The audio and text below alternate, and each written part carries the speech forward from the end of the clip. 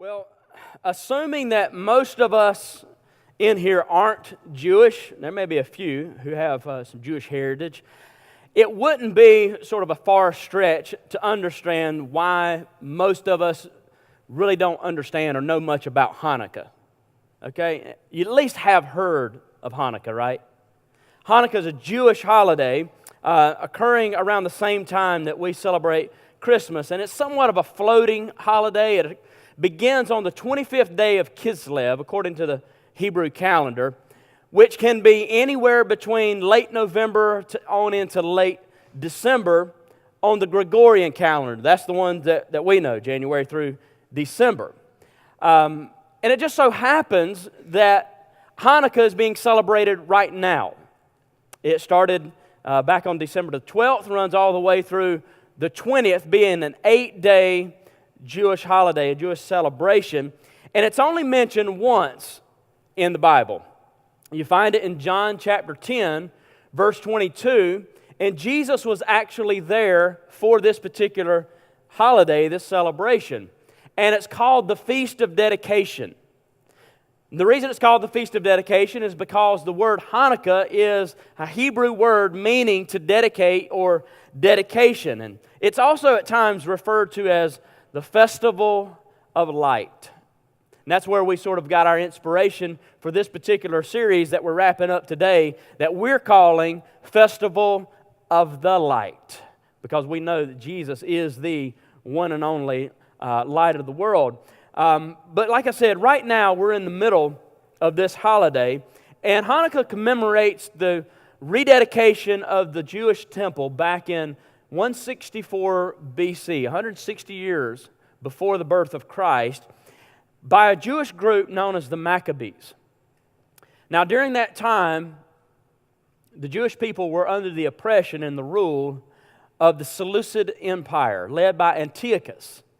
Antiochus had given an order to go into the Jewish temple to set up an altar to the pagan god Zeus and to begin offering sacrifices to Zeus with unclean animals according to Jewish law, animals like pigs and so on and so forth. And so the Maccabees led this revolt, rebellion to overthrow the Seleucid Empire, a Greek empire. And after a long fight, they finally defeated the Seleucids, which was a Syrian army. And on the 25th day of Kislev, they went into the temple to rededicate the temple and to light what is called the eternal flame. It's a flame that represents the ever-presence of God. It's also referred to as the menorah. And that's why I have this out here on the table this morning. Most everyone that you would ask, if we were going around the room and I would just simply ask you on the spot, what is this? Most everyone would probably refer to this as a menorah. But this is actually what's called a Hanukkah. It resembles a menorah, but there are some slight differences.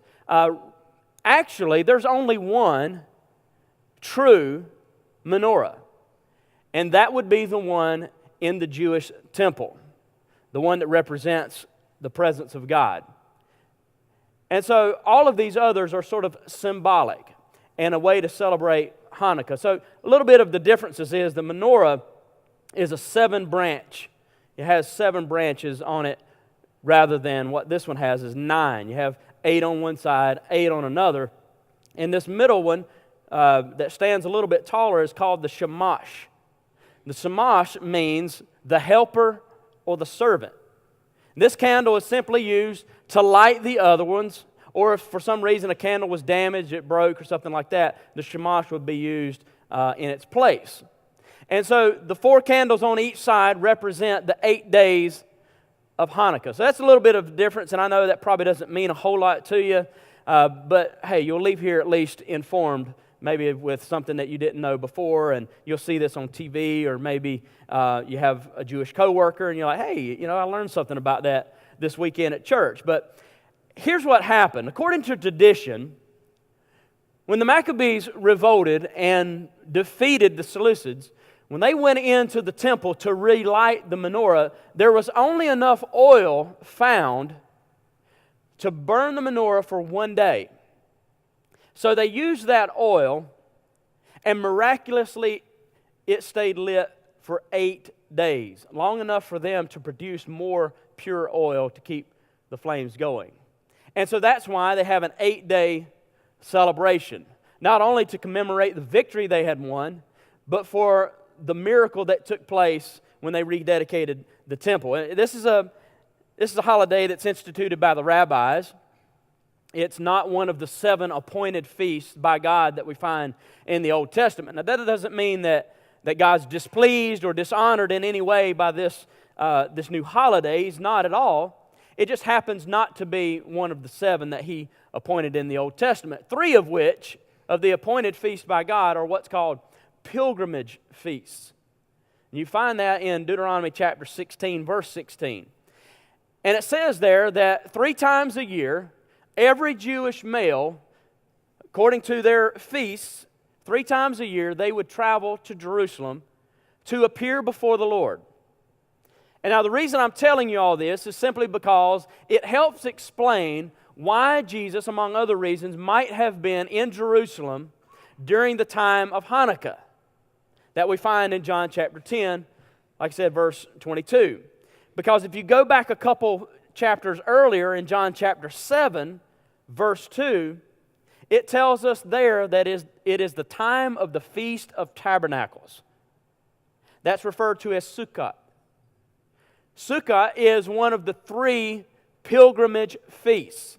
It occurs in late September into October. Again, it sort of floats around because you overlap 2 calendars that differ. You're going to have some movement in dates.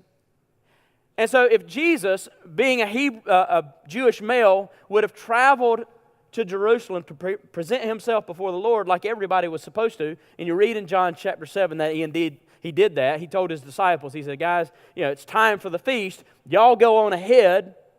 I'm going to hang back for a little bit. But it tells us that halfway through the feast, He arrived in Jerusalem and He began teaching in the temple. And so just use your imagination, if you will. It makes sense that if Jesus were in this area, say late September into October, well, maybe He just hung around for another month or so until the time of Hanukkah.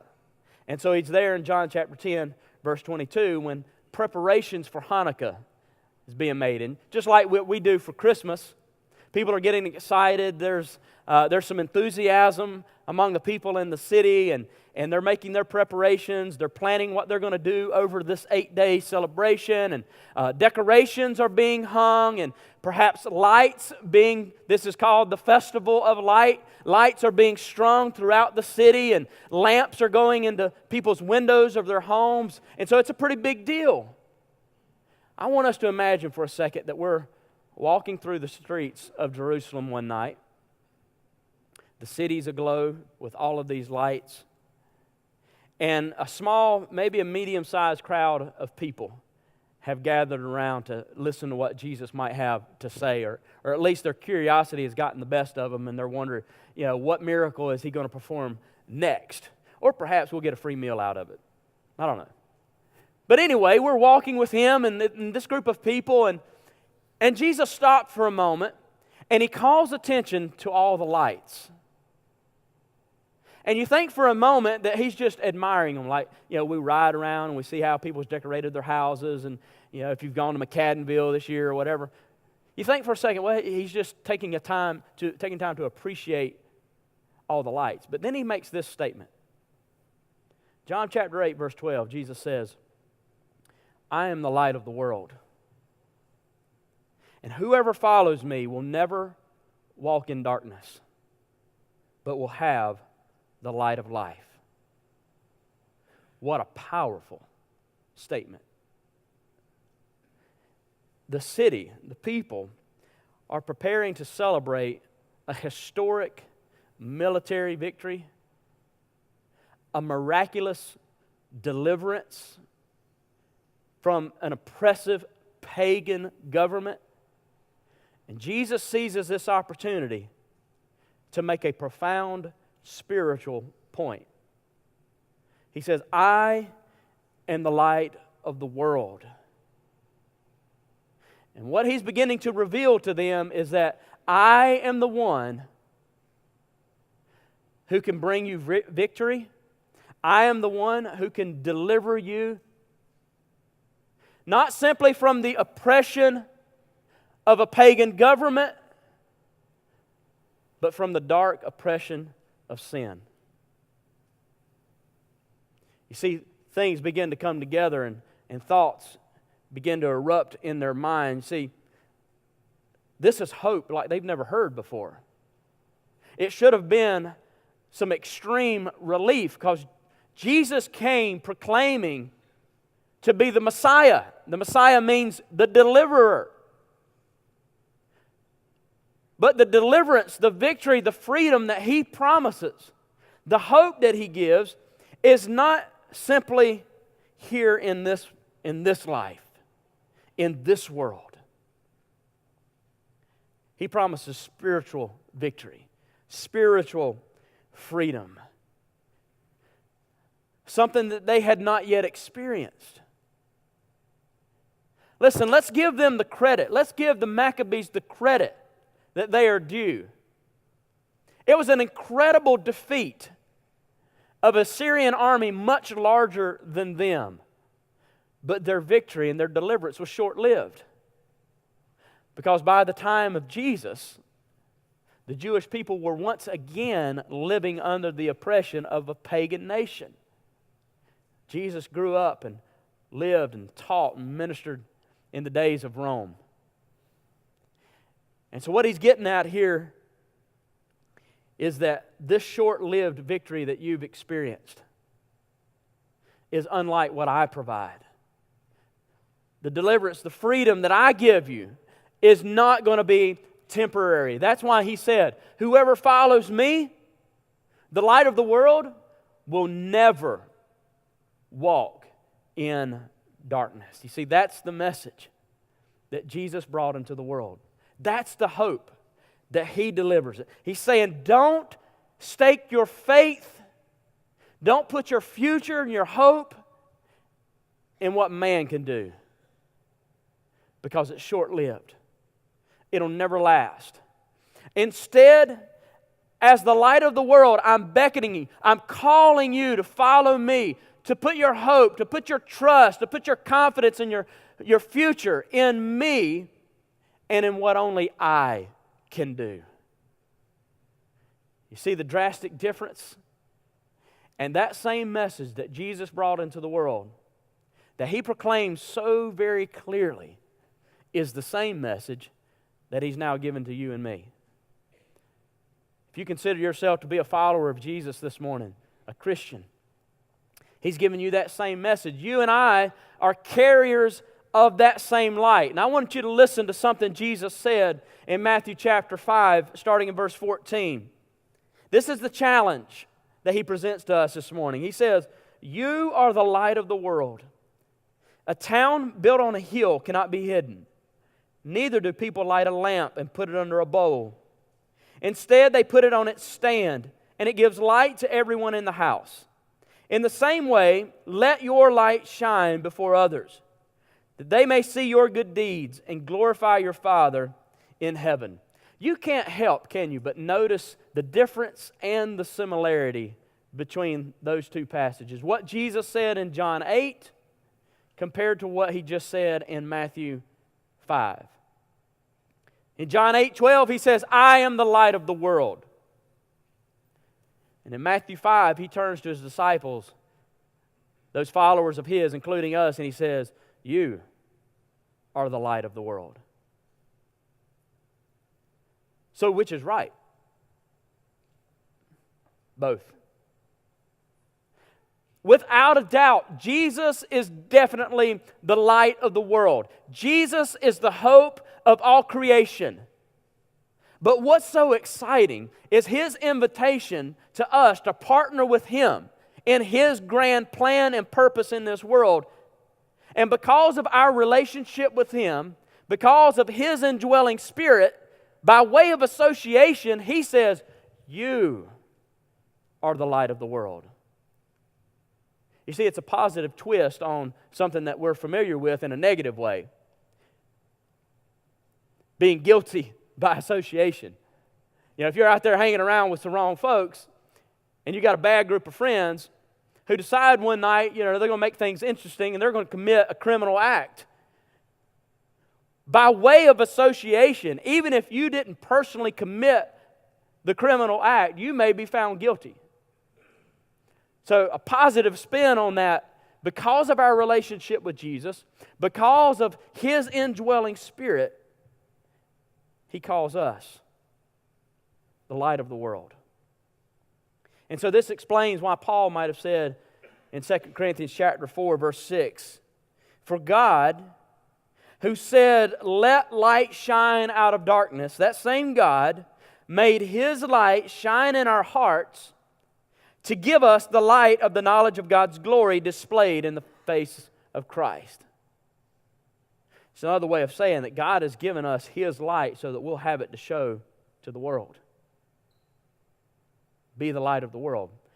Now, if we go back and think a little bit about what Jesus said in Matthew chapter 5, those 3 verses, 14 through 16, He reveals some things to us about this light, the light of the world, that I want to point out to you.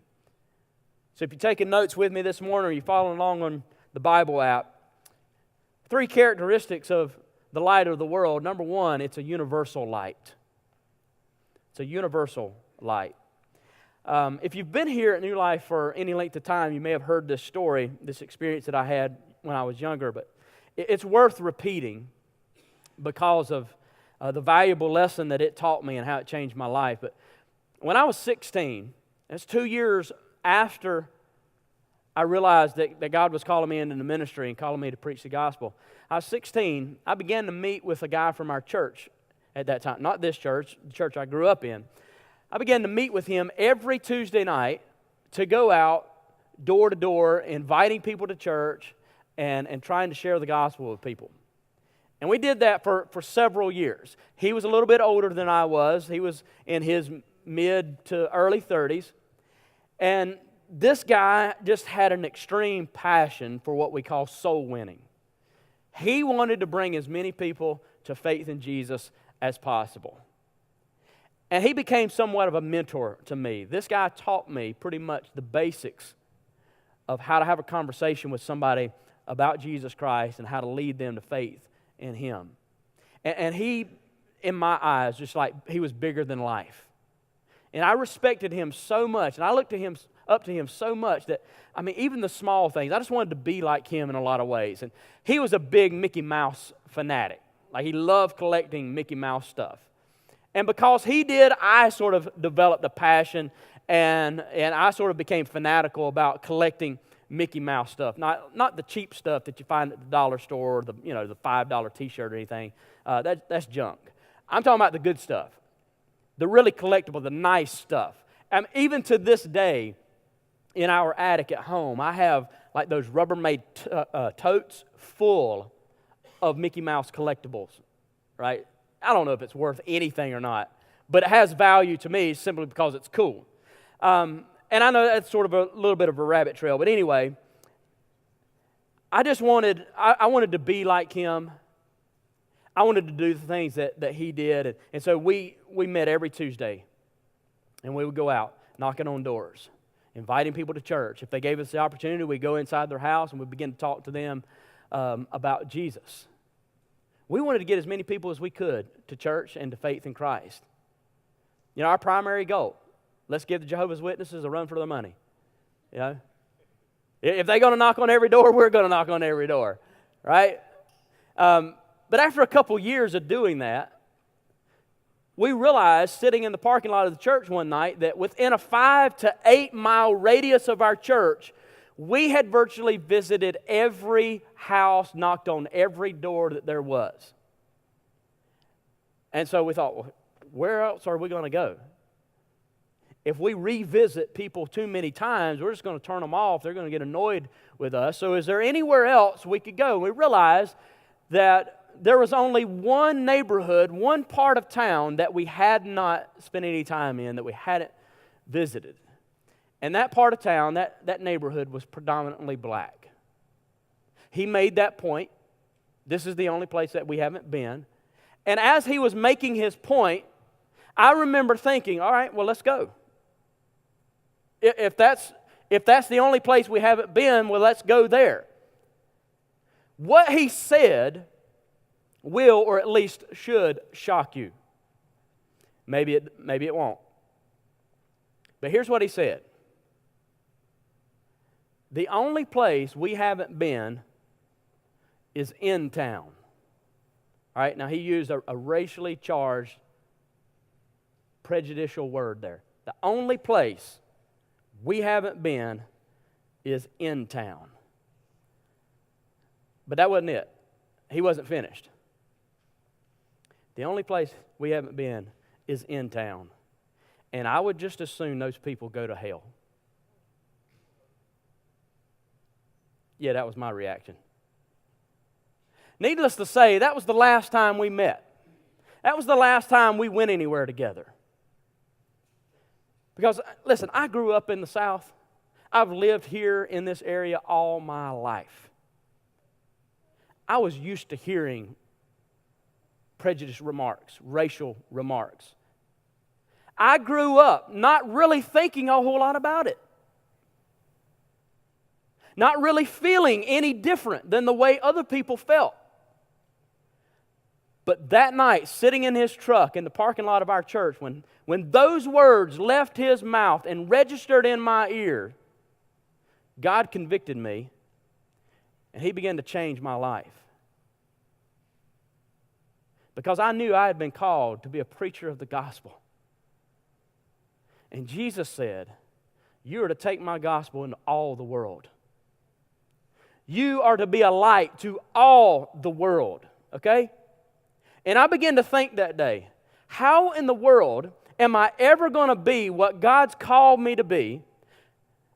How am I ever going to accomplish the responsibility, the task that I've been given? How am I going to be the light of the world if in my mind the world only consists of people who look like me, talk like me, act like me, think like me? Jesus said, that can't be the way it is. You're the light of the world. That's not a partial light. That's not a prejudicial light. That's a universal light. I mean, just think about it in context of our solar system, our sun, and how great a light that is. Is there anywhere or anyone on earth that doesn't experience the light of day? Is there any point of longitude or latitude on this planet that doesn't at some time in a 24-hour period experience the light of the sun? Does our sun determine where to shine based upon those people's behavior, background, or skin tone? No, it doesn't. In fact, Jesus said this in Matthew chapter 5, verse 44 and 45. He said, love your enemies and pray for those who persecute you, that you may be sons of your Father in heaven. He causes His sun to rise on the evil and the good. There is no one on earth on whom His light does not and should not shine. We're the light of the world. The light of Christ in us is a universal light. It's a light that should shine on everyone and be withheld from no one. Let's be quite honest this morning. Have you ever thought, I'm not going to invite somebody or those people to church? I'm not going to invite or talk to them about Jesus because, and you just fill in the blank, because they're different, because, well, I don't really get along with them, or because they don't think like me, or they don't act like I act, or they don't have the same standards in life that I have, or they live in a different neighborhood, they don't look like me. I mean, the list could just go on and on and on and on. Listen, I've thought that way.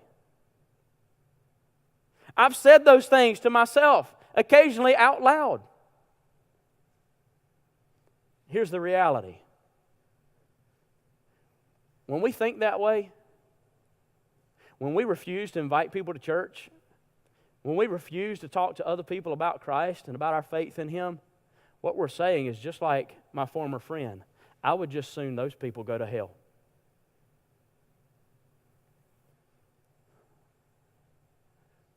Hey, welcome to Christmas time at New Life. I thought we were supposed to be all happy and stuff. No, it's time to get real. It's time to get serious about our responsibility to be a light in this dark and sin-infested world. God's counting on us. He's given us this responsibility. We're to be a universal light. Another characteristic of the light of the world is that it's an undeniable light. It's an undeniable light. You'll notice, if you look back to Matthew chapter 5 here in these few verses, that there's sort of this downward gradation of light. I'm not saying that the light gets dimmer as Jesus explains it, or it's less in its impact or influence. What I'm saying is he starts out with a very wide scope, and then with each example or illustration, he brings it in a little closer and he focuses on things a little more specific. So he starts out, first of all, talking in terms of the light of the world. You're the light of the whole world. Let your light shine so that everyone can see it, so that everyone can experience it. It's a light that is universal. It's a light that you can't escape and that shouldn't be denied, okay? And then he brings it in a little closer and he begins to talk about this light in terms of a city on a hill. You're like the light of a city that's up on a hill. It just can't be denied. And then he brings it in even closer and he says, you're a light like that of a candle in some translations, or an oil lamp in a house.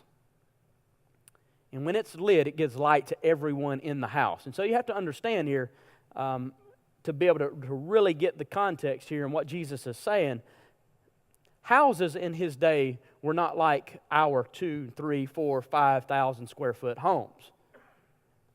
Most of the houses that Jesus was accustomed to going in and the people that he knew were one-room houses.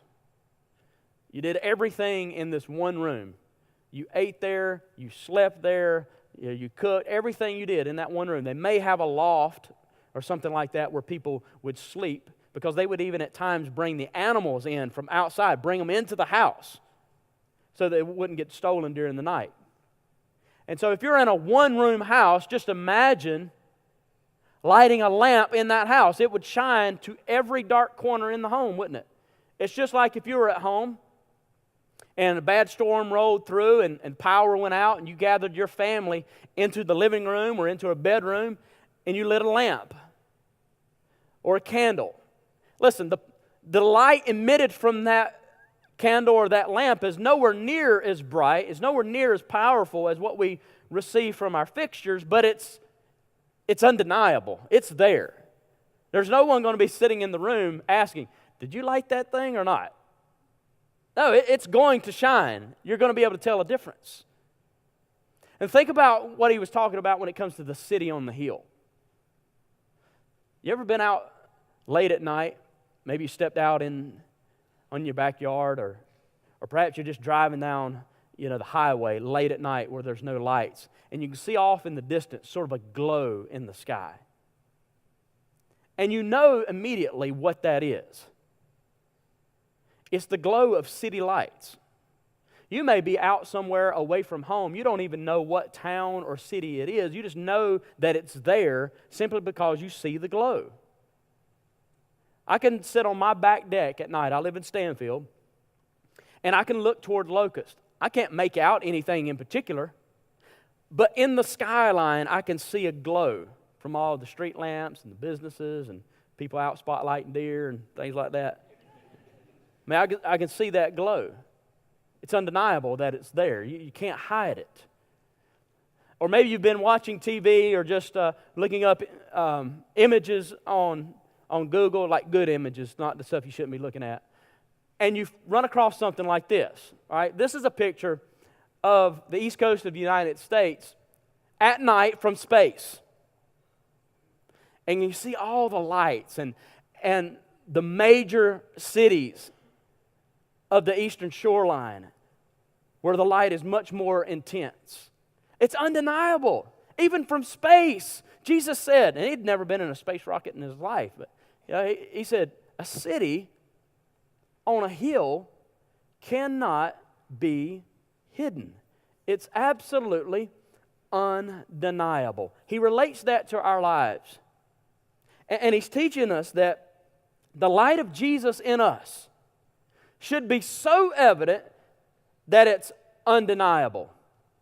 That there should be no one who is observing our lives, listening to our words, or watching our behavior who would say, I don't know.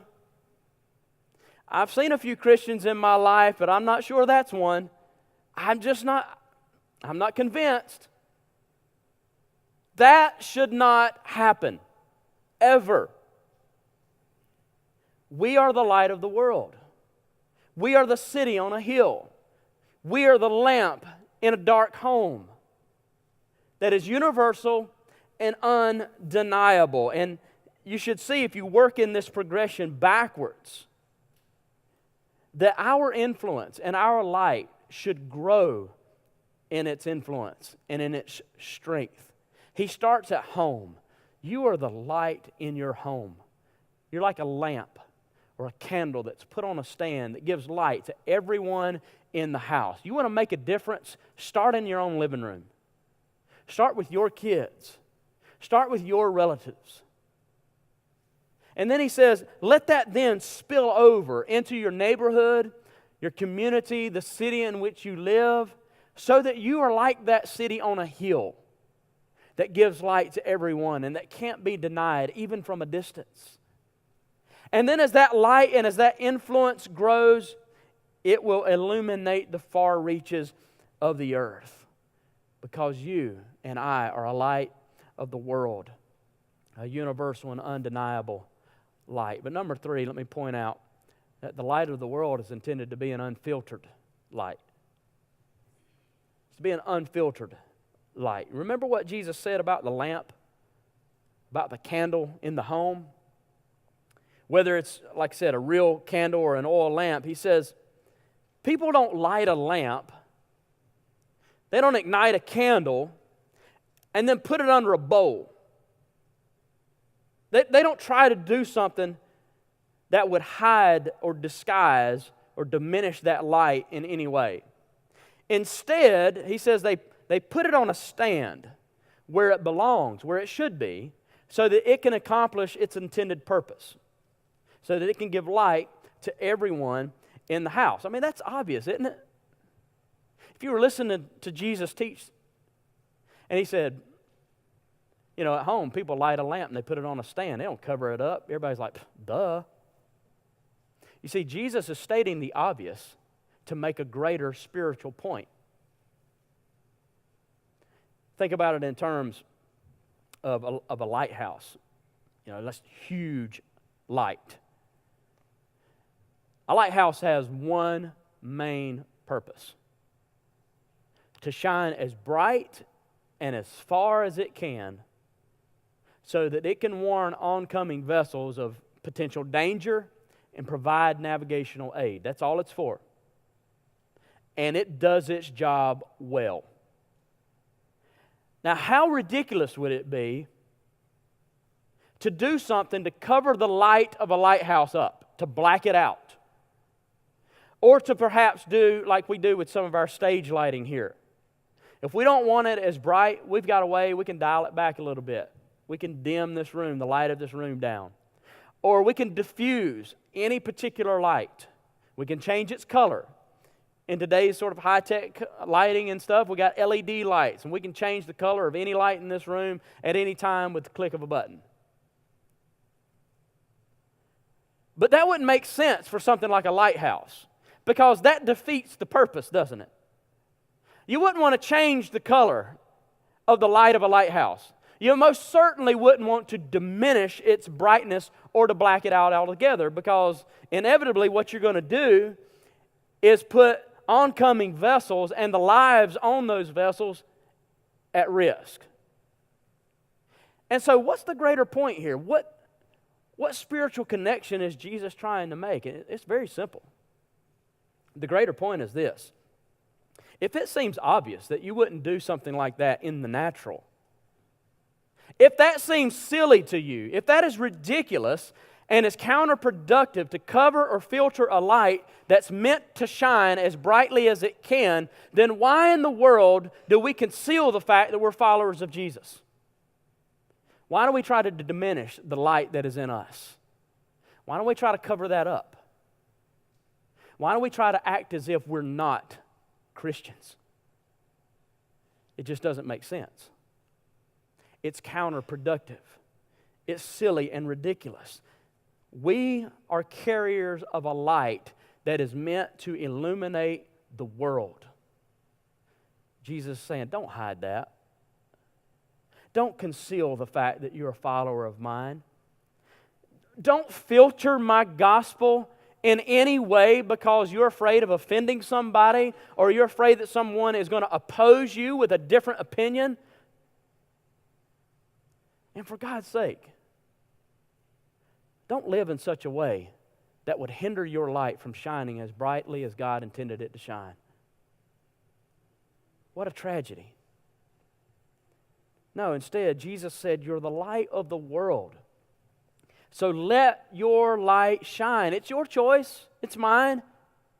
Let it shine so that others can see your good deeds. They can see that light and praise your Father in heaven. You see, the whole point, the whole goal of you and I being a light to the world is so that we can draw others to it, to bring God glory, and to bring them into a relationship with His Son, Jesus.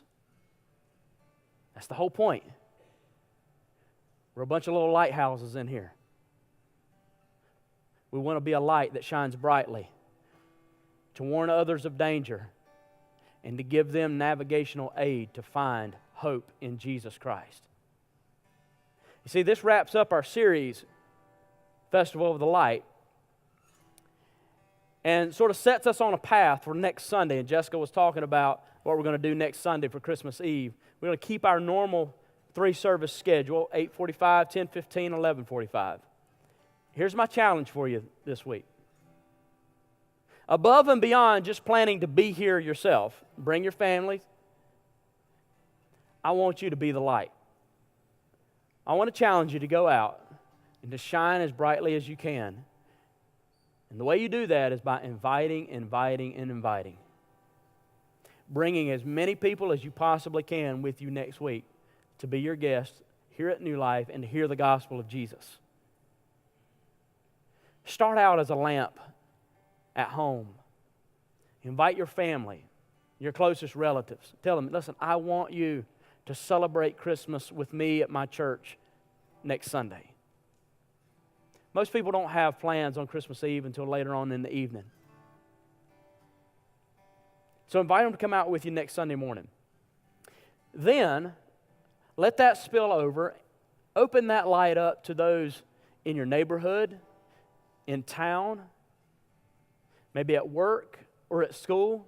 Be that light, that city on a hill, and invite your friends, invite your coworkers, invite your neighbors.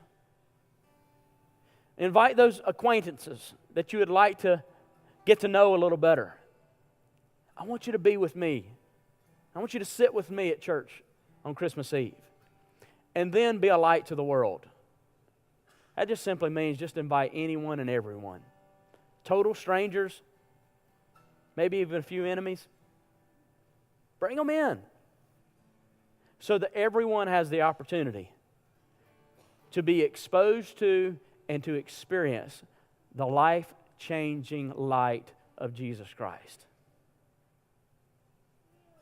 Don't cover it up. Don't hold it back, okay? Let's pack this place out all 3 services next Sunday, okay? We can do that.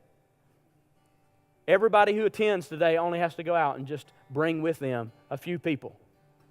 And we won't have room enough to put them all next Sunday. That's fine. But here's the goal. Not simply just to fill every seat here next Sunday. That'd be great. I mean, I'm going to be super excited, like out of my mind excited when all 3 services are packed next Sunday. But what excites me more is the thought that potentially that many people could come to know Christ because you invited them. They won't have that opportunity if you don't invite them. At least you give them the chance if you bring them with you next week. So let's do that. It's going to be an exciting weekend. And to God be the glory, right? So let's pray. God,